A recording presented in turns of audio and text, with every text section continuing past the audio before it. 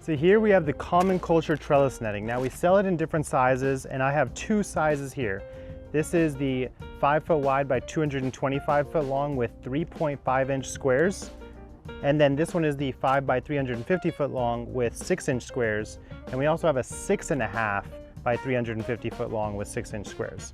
Now, all the common culture trellis netting comes with the Trojan scissors, which is really nice because these are stainless steel garden scissors that you can use not only just to trim your trellis netting when it comes time that you're going to stretch it around, let's say your raised beds for your peas, for your medicinal plants, but you can actually also use these in the garden and they last for a long time.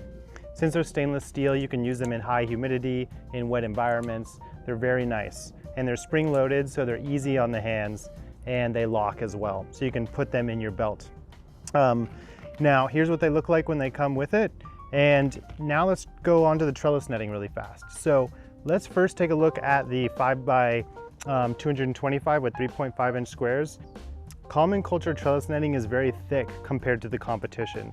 The competition does have thinner trellis netting, it costs less, but it rips more. And we've also found that the nylon hairs, when you cut them, they actually fray and they get into your medicinal plants or into your food. So if you're growing certain vegetables or flowers or buds and they have a tendency to pull on the trellis netting, sometimes those hairs can actually get into the stem, the stalk, the flowers, or the bud. So we have designed ours to be much thicker and so it does not fray. That does mean it costs a little bit more, but it pays for it inside of your garden. So let's take a look at the trellis netting.